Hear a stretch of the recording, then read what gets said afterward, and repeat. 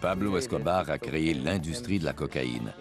Il a mis au point un réseau de distribution qui lui a permis d'amasser plusieurs millions de dollars. Sa survie dépendait de la terreur qu'il savait inspirer. Il a ainsi fait des choses abominables.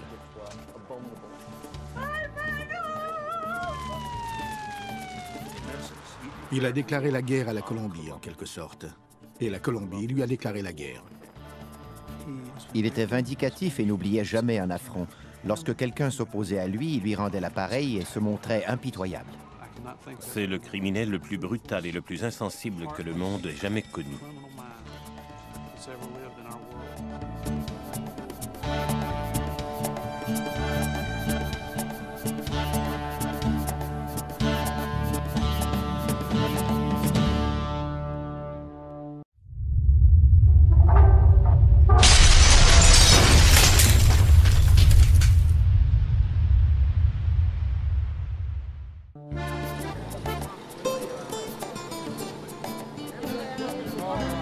Au printemps 2002, une foule se rassemble devant une église de Medellín, en Colombie.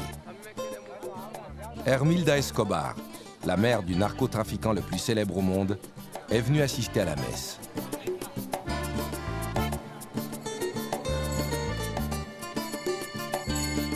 Es una costumbre desde murió. El 2 de cada mes se le manda a celebrar su misa aquí con la asistencia de todas las maestras jubiladas. Hermilda Escobar croit ainsi rendre un hommage mérité à son fils Pablo, qui est toujours considéré comme un héros à Medellín.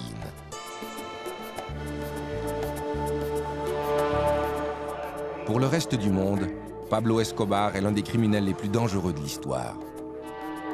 L'initiateur du trafic de la cocaïne, un pionnier dont l'héritage de violence et de corruption est toujours présent 10 ans après sa mort. Il a fait preuve d'une brutalité et d'une cruauté incomparables. Mais le terrorisme pratiqué par Escobar n'était pas nouveau en Colombie. Il existait bien avant sa naissance.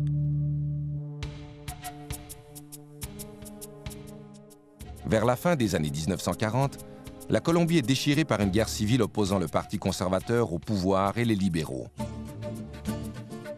Cette violence donne naissance à un groupe de hors-la-loi connu sous le nom de banditos. Ces gens n'ont de loyauté qu'envers eux-mêmes. Ils viennent des régions rurales et pauvres, et ils terrorisent les citoyens des classes aisées. Le peuple les considère comme des héros. La population de la Colombie, peut-être parce qu'elle était opprimée par le gouvernement ou harcelée par les révolutionnaires et les groupes paramilitaires, éprouvait de la sympathie pour les banditos.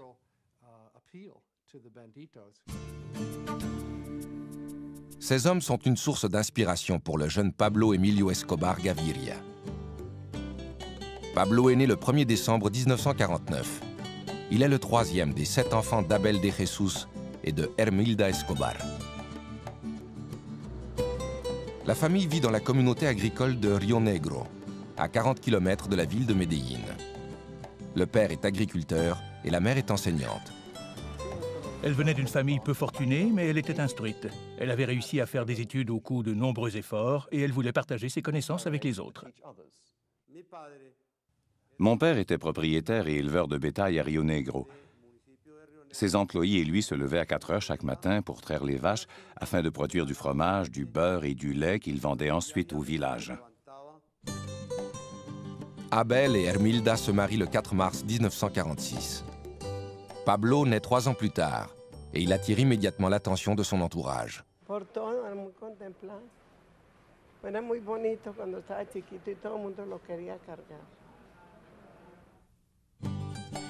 Lorsque Pablo entre à l'école, sa mère est devenue la principale source de revenus de la famille, et c'est elle qui dirige la maisonnée. Elle enseigne à ses enfants la valeur de l'éducation et la charité.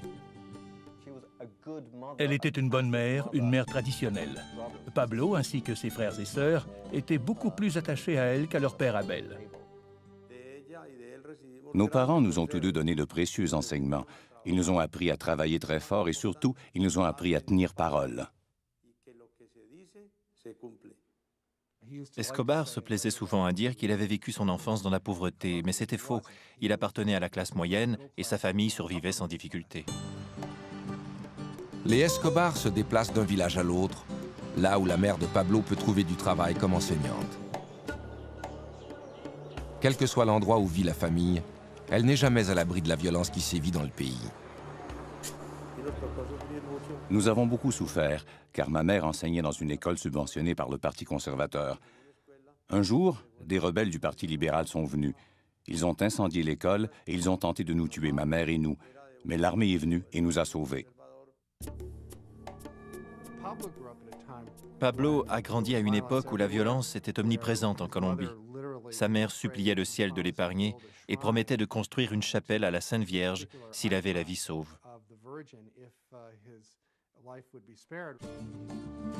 Comme la plupart des enfants colombiens, Pablo adore les récits relatant les exploits des banditos qui sillonnent le pays. Il admire leur indépendance et le fait qu'ils veillent sur les plus démunis. Il tente de suivre leur exemple. À l'école, certains de ses amis étaient plus pauvres que nous. Ma mère avait un crédit dans les commerces d'alimentation du quartier et Pablo l'utilisait pour offrir des aliments et des boissons aux enfants pendant la récréation. Le llevaba, metía entre la arepa, le sacaba el migajón a la arepa y echaba la carne o lo mejor que tuviera.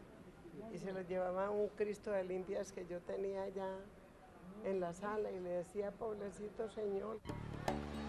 En 1961, alors que Pablo a 12 ans, sa famille s'établit de façon permanente à Envigado, un village situé au sud de Medellín.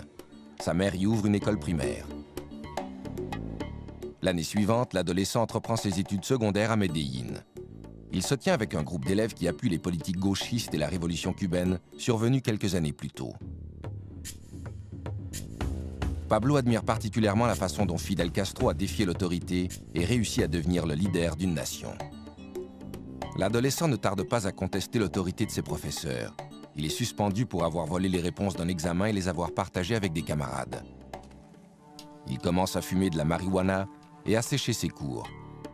En 1966, le rebelle de 16 ans a abandonné ses études. Pendant un certain temps, il se contente de dormir toute la journée et de fumer de la marijuana jusqu'à l'aube. Il rêve de devenir millionnaire, mais n'éprouve aucun intérêt pour les emplois traditionnels. Il s'est retrouvé devant un dilemme. S'il voulait réussir, il devait changer de vie, entreprendre des études collégiales ou alors se joindre à un groupe de criminels. L'adolescent passe de plus en plus de temps dans les rues malfamées de Medellín. Cette ville est un repère de criminels et Pablo ne tarde pas à découvrir de nouvelles façons de gagner de l'argent rapidement. On a raconté que Pablo Escobar avait commencé par voler dans les cimetières des pierres tombales, dont il effaçait les inscriptions pour ensuite les revendre. Pablo se découvre un talent de leader. Il forme bientôt sa propre bande et perfectionne ses techniques criminelles. Il a réalisé que s'il volait des voitures, il pourrait en vendre les pièces sur les marchés d'occasion. Puis, il a fait un pas de plus et a pratiqué l'extorsion. Payez-moi et je ne volerai pas votre voiture. Pablo récompense ses complices en leur offrant les voitures qu'il a volées. À 21 ans, il compte déjà plusieurs supporters et leur nombre s'accroît sans cesse.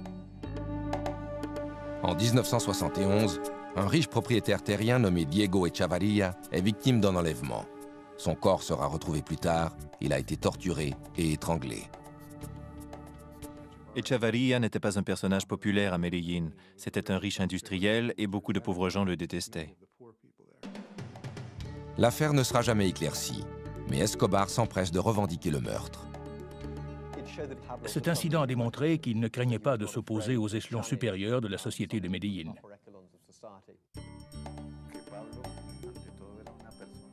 Pablo était un être très charismatique.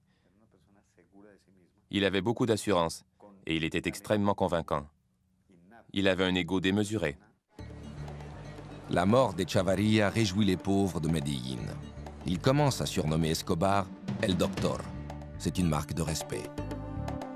Pendant que la réputation d'Escobar s'étend en Colombie, un changement social important se produit aux États-Unis. Au cours des années 60, la marijuana a été très populaire chez les jeunes Américains. Mais la génération du moi des années 70 recherche une drogue plus dure et plus stimulante. La cocaïne devient rapidement la drogue de l'heure en Amérique. Elle permettra bientôt à Pablo Escobar d'édifier son empire criminel.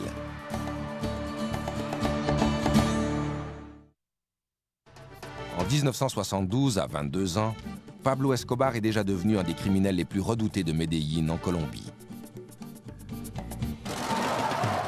Il a volé des voitures, il a fait de la contrebande, et il a même revendiqué le meurtre d'un riche propriétaire terrien. Il est maintenant prêt à étendre ses activités au-delà de Medellín. La cocaïne, extraite des feuilles du coca, que l'on trouve en abondance en Colombie, devient rapidement une drogue très populaire aux États-Unis. Escobar voit dans ce phénomène une occasion de s'enrichir.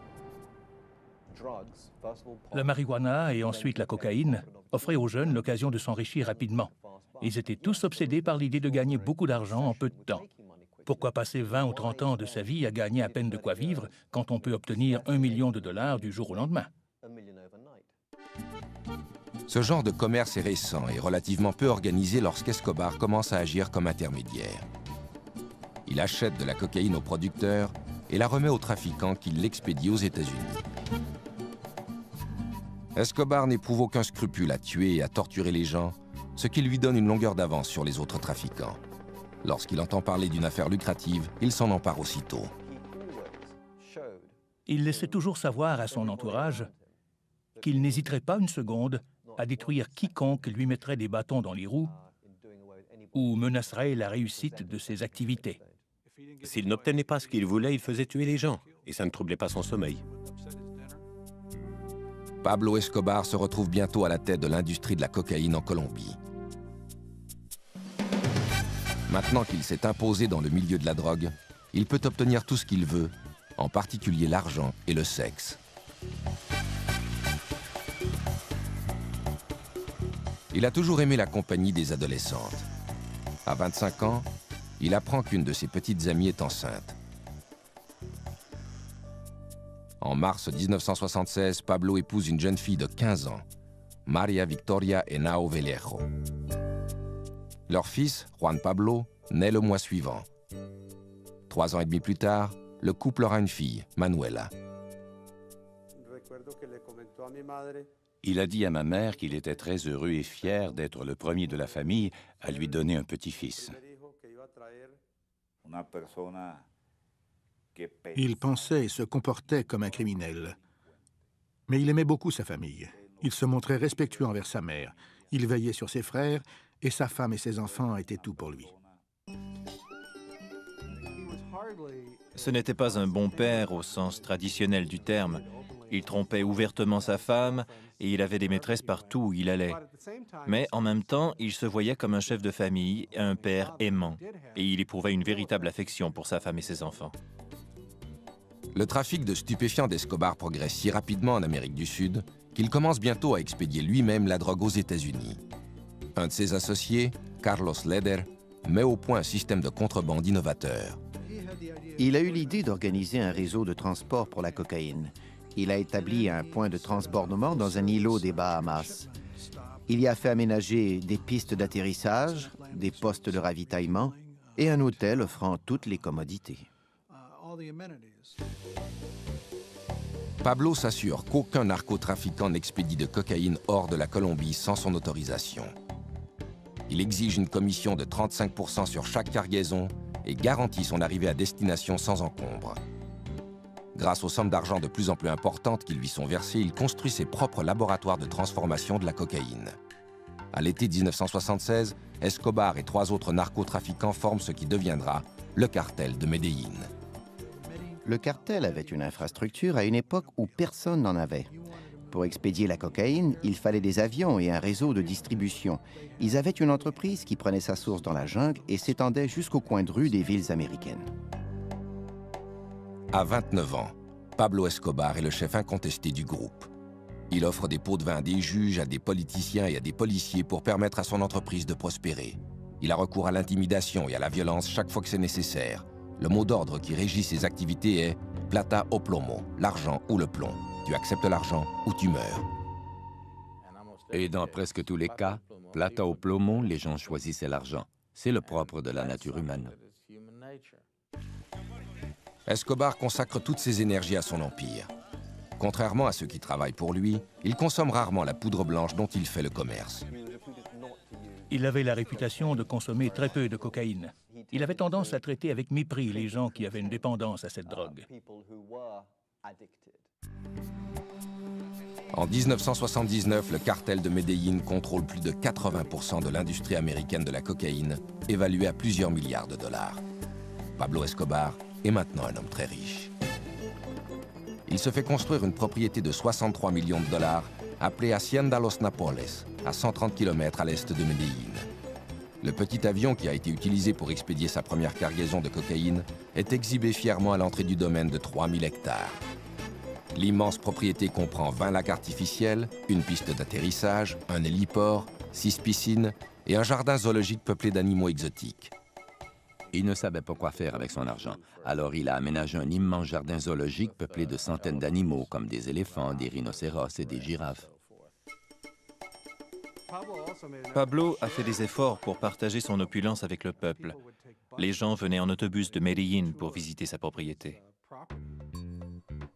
Conscient que sa réputation de criminel grandit, Escobar commence à se comparer à d'autres hors-la-loi légendaires. Il achète une berline criblée de balles des années 30 et affirme qu'elle a appartenu à Bonnie et Clyde. Il lui arrive même parfois de se costumer comme son héros, le révolutionnaire mexicain Pancho Villa. Pablo était fasciné par ce rebelle latino qui avait osé s'attaquer aux Nord-Américains.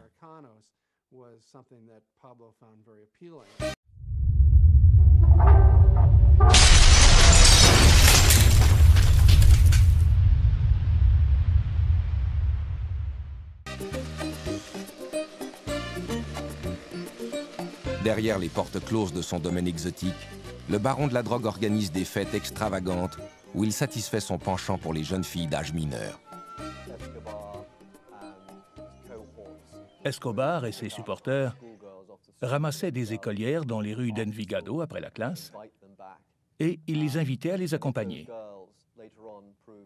Si par la suite ces jeunes filles faisaient des problèmes parce qu'elles se plaignaient à la police ou à leurs parents, ou qu'elles risquaient d'en avoir trop vu, elles étaient éliminées sans aucun scrupule.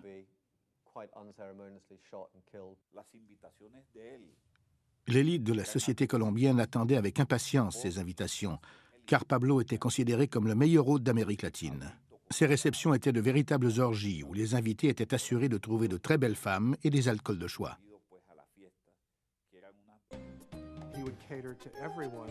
Il offrait de quoi satisfaire tous les goûts, légitimes ou non. De la drogue et aussi de très jeunes filles. Il y avait des concours sexuels très bizarres, ainsi que des jeux érotiques. Parfois, Escobar ordonne aux jeunes filles de se dévêtir et de grimper à un arbre pendant que les invités contemplent le spectacle. Il organise aussi des concours. La jeune fille qui court le plus vite repart avec une voiture toute neuve. La femme de Pablo, Maria, connaît l'existence de ces rencontres à caractère sexuel, mais elle accepte de fermer les yeux afin de rester mariée à l'un des hommes les plus riches de la Colombie. De plus, Pablo est un père dévoué à ses enfants. Un jour, alors que Manuela avait 2 ans, son garde du corps lui a offert de la porter, de la changer et de partager avec lui les tâches quotidiennes. Pablo a refusé tout net. Il a dit que le jour où il ne pourrait plus s'occuper de son enfant, il ne serait plus Pablo Escobar. Escobar veut être considéré comme un grand homme. Il distribue plusieurs millions de dollars pour venir en aide aux pauvres. Il construit des routes, des terrains de soccer et même un complexe de logements sociaux, le Barrio Pablo Escobar. Pablo n'aimait pas voir souffrir les gens. Il croyait que tous les pauvres devaient vivre dans la dignité et avoir des écoles et des églises bien à eux. Il voulait leur offrir une vie convenable. En réalité, Escobar rêvait d'être un Robin des Bois. Il voulait que la population l'appuie. Il voulait devenir le héros de la classe ouvrière et des paysans.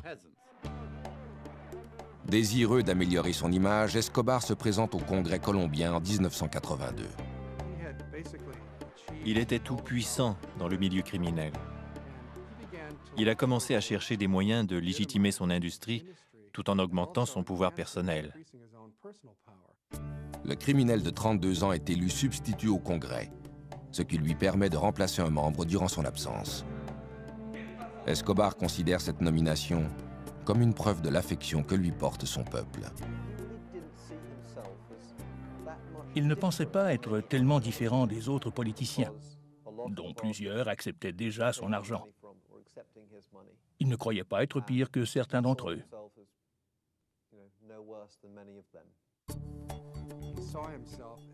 Il se considérait comme un grand homme, et son argent lui permettait de réaliser ses désirs les plus extravagants. Après avoir rêvé d'un parc d'animaux exotiques et de très jeunes filles, il a rêvé de devenir président de la Colombie.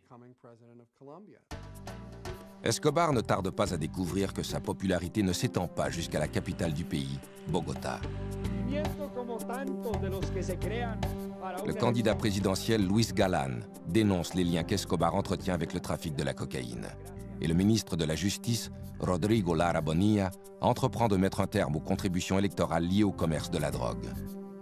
En janvier 1984, Escobar est expulsé du Congrès. Sa carrière politique est terminée, mais il n'a pas l'intention de s'éclipser discrètement. 3 mois plus tard, il fait assassiner Bonilla. Ce meurtre a été commis selon la tradition du cartel. 2 hommes, dont l'un était armé d'une mitraillette, sont arrivés à motocyclette. La moto s'est approchée de la limousine de Rodrigo Lara Bonilla, qui était immobilisé à un feu de circulation. Le type assis à l'arrière a sorti son arme, il a fracassé la glace de la voiture et lui a fait exploser le crâne.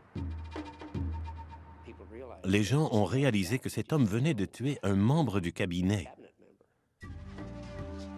L'assassinat de Bonilla a été une étape importante dans l'escalade du terrorisme exercé par Escobar pour obliger la Colombie à se soumettre. Pendant que la Colombie combat le terrorisme financé par les narcotrafiquants, les États-Unis entreprennent leur propre guerre contre les stupéfiants.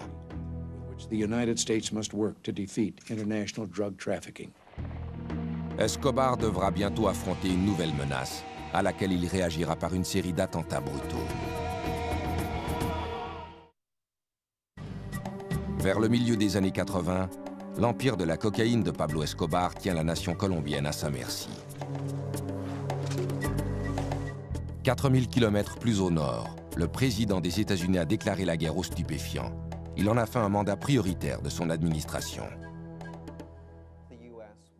Les États-Unis exerçaient de plus en plus de pression sur la police, l'armée, le gouvernement et le système judiciaire colombien afin de mettre fin au trafic des stupéfiants. Le gouvernement colombien accepte de laisser les États-Unis extrader les trafiquants qui expédient de la drogue en Amérique. Lorsqu'ils étaient arrêtés et condamnés en Colombie, ils étaient rapidement libérés. De toute façon, ils pouvaient continuer à diriger leur commerce de narcotiques pendant qu'ils étaient en prison. Ils savaient qu'ils ne seraient pas traités de la même façon aux États-Unis. S'ils comparaissaient devant un tribunal américain, ils auraient un procès, ils seraient condamnés et ils croupiraient dans une vraie prison. Ce serait alors la fin de leur entreprise. Ils avaient l'habitude de dire « Je préfère une tombe en Colombie qu'une cellule aux États-Unis ».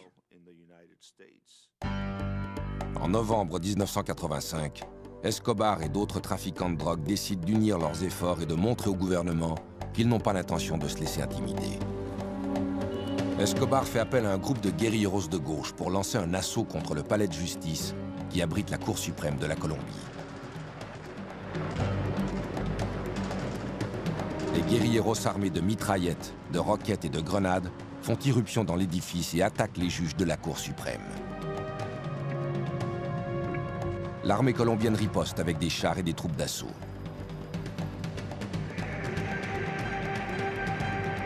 Au cours du siège, qui dure toute une journée, 97 personnes sont tuées, dont 11 des 24 juges de la Cour suprême.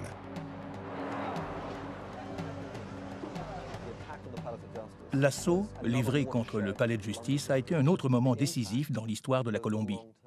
Il a eu un impact à long terme, car il a terrorisé le système judiciaire. Il l'a privé de plusieurs magistrats qui étaient de bons hommes, courageux et dotés d'un sens moral. Les guérilleros détruisent en outre les documents d'extradition. Ils ont réussi à convaincre la population colombienne que ces actes de terrorisme étaient attribuables à l'extradition. L'année suivante, la Cour suprême de la Colombie annule le traité autorisant l'extradition. Mais quelques jours plus tard, le traité est rétabli par le nouveau président de la Colombie, Virgilio Barco. Pablo Escobar craint à nouveau d'être déporté aux États-Unis. Il se fait construire des refuges un peu partout en Colombie. il parvient à devancer les représentants de la loi grâce aux informations que lui fournissent les hauts fonctionnaires qu'il soudoie et les paysans qui lui restent fidèles. Ils alertaient Escobar aussitôt qu'ils apercevaient un hélicoptère ou qu'ils voyaient s'approcher un véhicule de police, ce qui lui donnait tout le temps voulu pour prendre la fuite.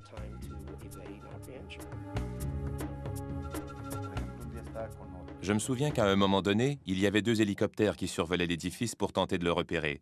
N'importe qui d'autre aurait fui en toute hâte, mais Pablo a pris le temps de se peigner et de se raser.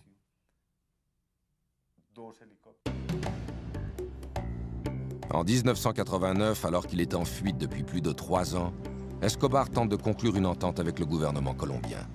Il accepte de se livrer aux autorités à une condition, celle de ne pas être extradé en Amérique. Le gouvernement refuse. Pablo n'apprécie pas cette réponse. Le 18 août, le candidat favori de la campagne présidentielle, Luis Galán, doit prononcer un discours à l'occasion d'une assemblée électorale. Luis Carlos Galán était en quelque sorte le John F. Kennedy de la Colombie. Le peuple l'aimait beaucoup. Il était opposé à la drogue et favorable à l'extradition. Et l'extradition était un sujet de préoccupation constant pour Escobar. Au moment où Galán va prendre la parole, il est abattu par un des tueurs d'Escobar. Cet assassinat bouleverse toute la nation. Les Colombiens ont réagi comme la population des États-Unis l'aurait fait. Un candidat présidentiel très populaire avait été abattu et ils savaient qui était responsable de ce meurtre. Ils ont commencé à considérer cet individu non seulement comme un criminel ou un hors-la-loi, mais aussi comme un ennemi de l'État. Mais Escobar n'en a pas terminé avec le terrorisme. 3 mois plus tard, le 27 novembre, il fait placer une bombe dans un avion de la compagnie Avianca. Le successeur de Luis Galán, le candidat présidentiel César Gaviria, doit voyager à bord de cet appareil. 3 minutes après le décollage de Bogota, l'avion explose, tuant les 107 personnes qui se trouvent à bord.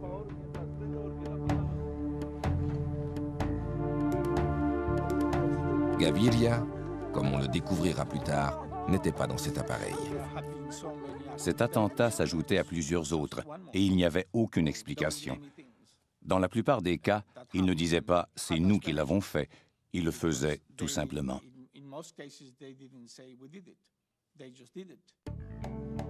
Pablo Escobar était peut-être un monstre de plusieurs façons, mais il n'était pas stupide et il n'était pas fou. Il ne faisait jamais rien sans raison.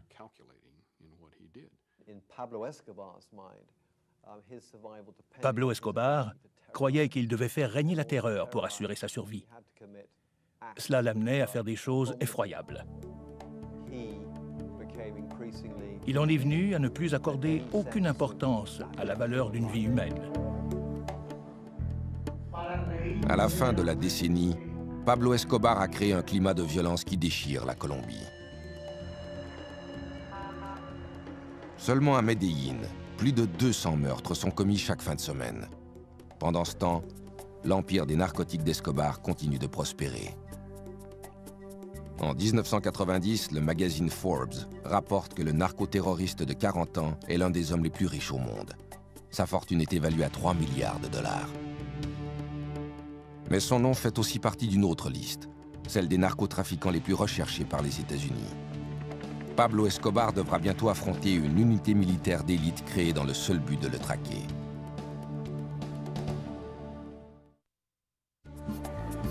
En 1990, le narcotrafiquant milliardaire Pablo Escobar est devenu l'homme le plus redouté de la Colombie et le criminel le plus célèbre au monde. Pour tenter de mettre un terme à ses activités, le gouvernement colombien forme une équipe d'intervention spéciale connue sous le nom de Bloc de recherche. Cette équipe se voit confier la mission de capturer Escobar. Elle était organisée par le gouvernement colombien et regroupait les meilleurs policiers des groupes d'élite, des représentants de l'armée et des services secrets, ainsi que des enquêteurs du ministère public. Le bloc de recherche bénéficie également d'un appui de taille, une équipe d'experts en surveillance venue des États-Unis. Ils survolaient la région dans des petits appareils qui ressemblaient à des avions privés Beechcraft, mais qui étaient en réalité des avions espions de 50 millions de dollars. Des antennes et des dispositifs d'écoute leur permettaient de détecter toutes les communications électroniques échangées dans la région. L'équipe de surveillance est souvent horrifiée par la brutalité d'Escobar, qui se manifeste même pendant ses appels téléphoniques à sa famille. Au cours d'une conversation qui a été interceptée, il parlait à sa femme et il lui disait combien il l'aimait, pendant qu'à l'arrière, on entendait un individu hurler. Il essayait sans succès de couvrir le combiné et il criait « Mettez-lui quelque chose sur la bouche ». Puis il continuait de dire à sa femme combien elle lui manquait. Escobar ne reste jamais longtemps au même endroit. Mais lorsque la police colombienne et le bloc de recherche tuent certains de ses associés, le baron de la drogue comprend qu'il ne pourra leur échapper indéfiniment. Il élabore alors un plan.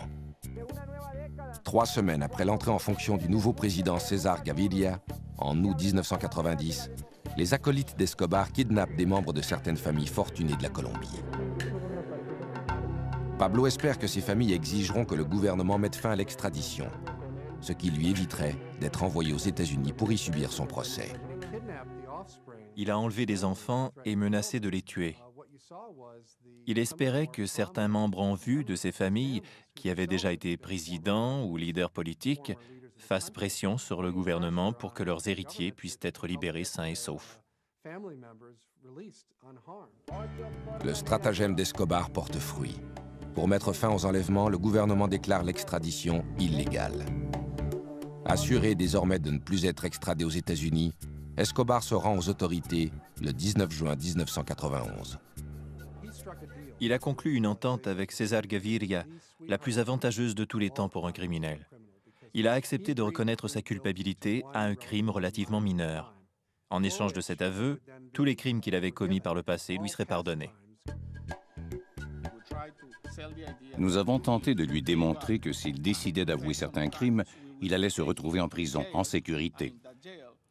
Nous avons sous-estimé le degré de corruption et d'intimidation dont Escobar était capable.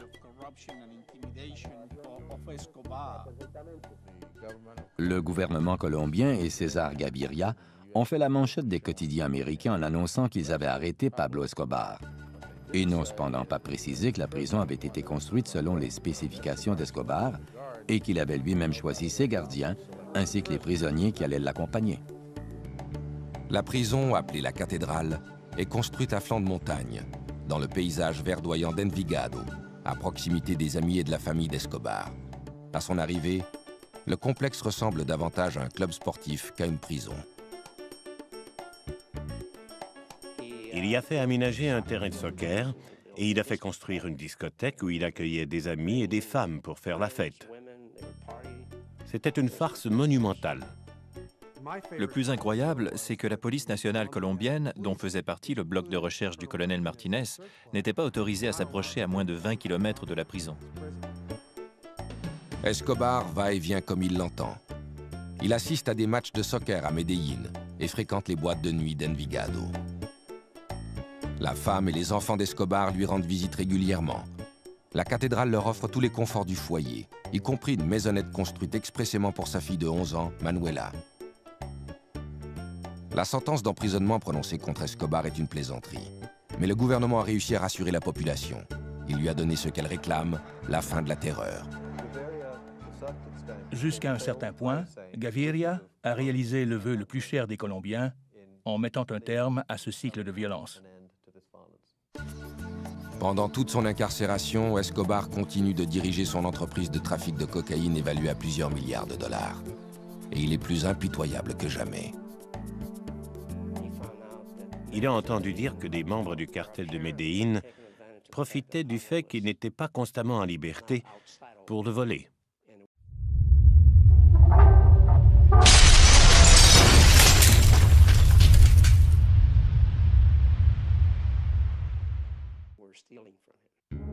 Escobar fait amener ses hommes à la prison.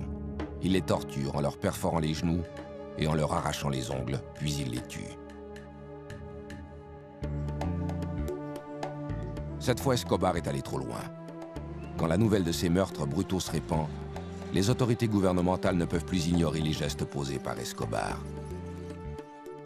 Le 22 juillet 1992, le président Gaviria ordonne qu'Escobar soit transféré à une véritable prison.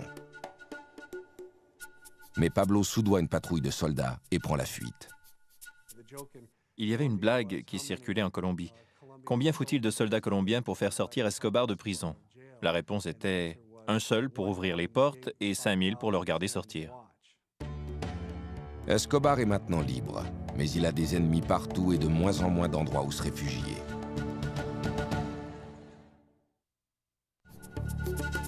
En juillet 1992, Pablo Escobar, âgé de 42 ans, est en cavale après s'être évadé de la prison La Cathédrale. Les gouvernements américains et colombiens sont décidés à traduire en justice le caïd de la drogue. Après son évasion, tout a commencé à s'écrouler. À la cathédrale, il avait effectivement bénéficié de la protection du gouvernement. Et soudain, la meute était de nouveau à ses trousses. Ses amis ont commencé à le laisser tomber. Il se croyait probablement plus puissant qu'il ne l'était en réalité. Il était encore très riche, mais il n'inspirait plus autant de crainte. Escobar tente fébrilement de négocier une nouvelle entente avec le gouvernement. César Gaviria, en collaboration avec le gouvernement des États-Unis, je crois, avait décidé de refuser désormais toute négociation avec Pablo Escobar. Il voulait le traquer et le tuer. Par le passé, Escobar a eu recours au terrorisme pour convaincre le gouvernement de satisfaire à ses exigences. Il décide d'utiliser à nouveau cette tactique. Le 30 janvier 1993, il dépose une bombe dans un véhicule garé près d'une librairie, dans une rue très fréquentée de Bogota. La bombe explose alors que le commerce est rempli d'enfants et de parents venus acheter du matériel scolaire. L'explosion fait 21 morts et plus de 70 blessés. Aucune des victimes n'était liée au commerce des stupéfiants. C'était une bombe sensible précise qu'il avait décidé de faire exploser pour livrer un message au gouvernement de la Colombie. Le gouvernement n'est pas le seul problème d'Escobar. Depuis son évasion de la prison, les citoyens colombiens ont décidé que si la police ne parvenait pas à l'arrêter, ils allaient le faire eux-mêmes. Ils forment un groupe de justiciers appelé Los Pepes, un acronyme pour « le peuple persécuté par Pablo Escobar ». Los Pepes était reconnu comme une organisation regroupant des citoyens colombiens, des membres de familles dont les fils, les frères ou les maris avaient été tués par Escobar. Le groupe comptait aussi des mécontents du cartel d'Escobar et des membres de cartels rivaux. Los Pepes ne tarde pas à exercer des représailles. Dès le lendemain de l'attentat de la librairie, des bombes explosent devant une des résidences d'Escobar et une hacienda appartenant à sa mère est rasée par un incendie. Plutôt que de traquer Escobar lui-même, ils ont commencé à pourchasser tous ceux qui étaient associés à Escobar, professionnellement ou personnellement, et ils les ont tués.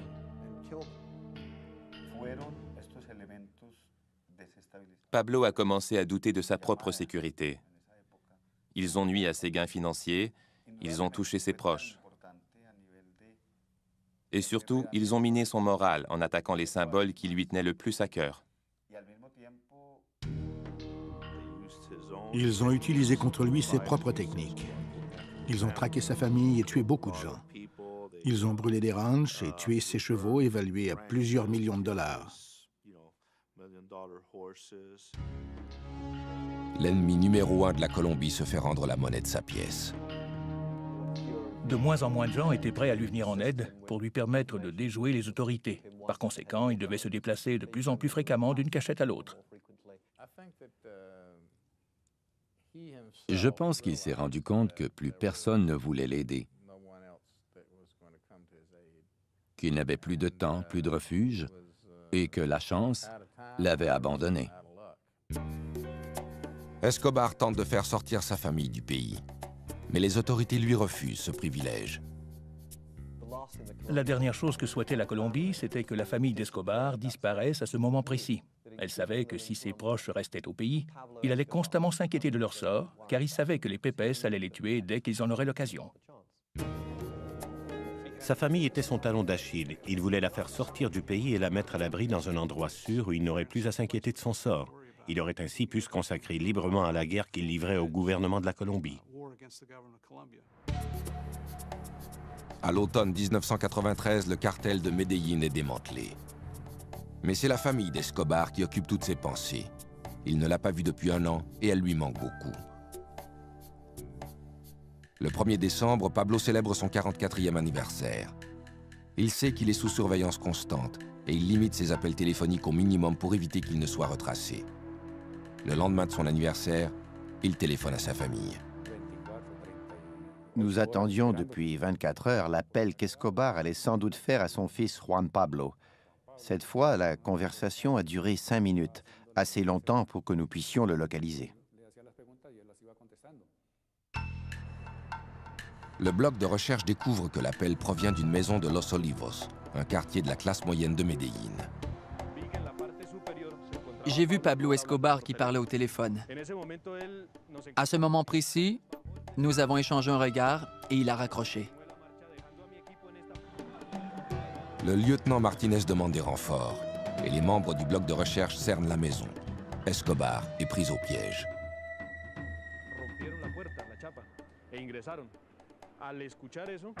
Ils ont enfoncé la porte et pénétré dans la maison. Le garde du corps de Pablo, El Limón, est alors apparu à la fenêtre là-haut et il est sorti en faisant feu sur les policiers. Il a été touché, il est tombé sur le sol. Escobar est sorti par la fenêtre avec une arme dans chaque main. Il tira à l'intérieur et à l'extérieur en hurlant des injures à la police. Il a retiré ses pantoufles et sauté sur le toit. Nos balles l'ont atteint alors qu'il tentait de se relever.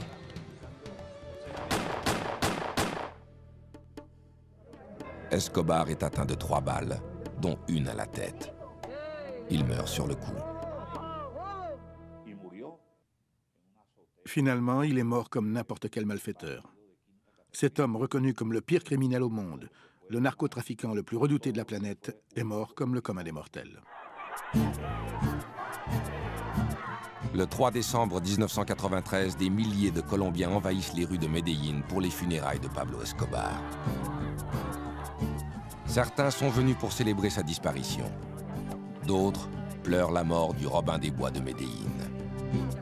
Le dernier et le plus impitoyable des banditos n'est plus.